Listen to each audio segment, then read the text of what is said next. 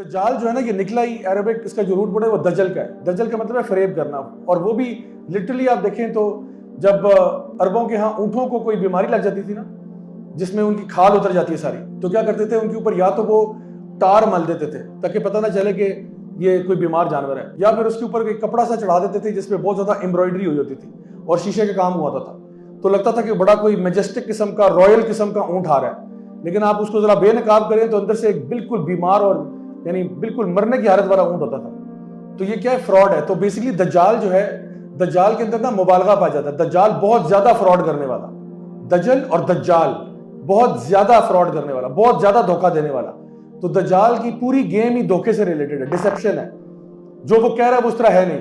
وہ عیسائی یعنی جو عیسیٰ علیہ السلام ہونے کا دعویٰ کر رہا ہے جھوٹ, وہ خدا ہونے کا دعویٰ کر رہا ہے وہ بھی جھوٹ, وہ پرومس کر رہا ہے میں تمہیں یہ دوں گا وہ یہ نہیں دے رہا. تو جو بھی وہ کر رہا ہے وہ ایک بچے کے ماں باپ کو زندہ کر کے لے آئے گا, لیکن وہ بھی جھوٹ ہوگا. وہ بھی یعنی علماء بیان کرتے ہیں کہ وہ شیاطین کو استعمال کرے گا کہ وہ اس کے ماں باپ کا روپ دھار کے آ جائے. تو ان کے ساتھ فراڈ کرے گا کہ میں تو جو ہے نا زندہ یعنی مرے ہوئے کو زندہ کر دیتا ہوں, زندہ کو مار دیتا ہوں.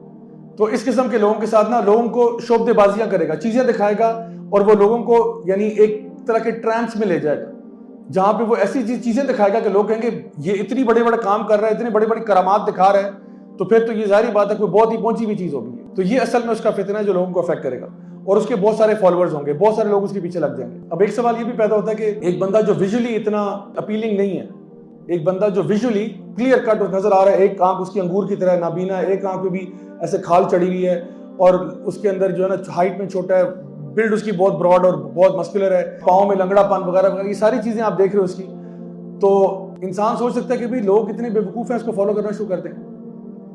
تو اگین اس پہ بات ادھر ہی آتی ہے کہ ایک تو یہ کہ آپ دیکھو کہ کنٹینیوسلی ریسنٹ ایئرز میں ہالی ووڈ کے اندر بھی اور باقی جگہوں پہ اینٹی ہیرو کا کانسیپٹ آ رہا ہے بار بار. یعنی پہلے زمانوں میں نا ہیرو بڑا ہیرو ہوتا تھا, ہیرو بڑا سٹائلش ہوتا تھا, بڑا خوبصورت ہوتا تھا, گڈ لکنگ ہوتا تھا.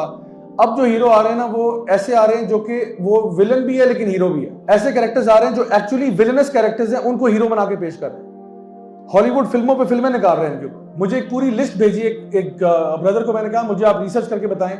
اس نے بھیجا مجھے نیٹ فلکس کے اوپر جی لوسیفر کے نام سے سیریز چل رہی ہے جو شیطان ابلیس کے اوپر ہے, اور ابلیس اس میں کوٹ ان کوٹ ہیرو ہے. جوکر جو ہے بیٹ مین کا نیمیسس انیمی ہوتا تھا, اس کو اٹھا کے اینڈ میں they make you feel like you know it's okay we understand where is coming from.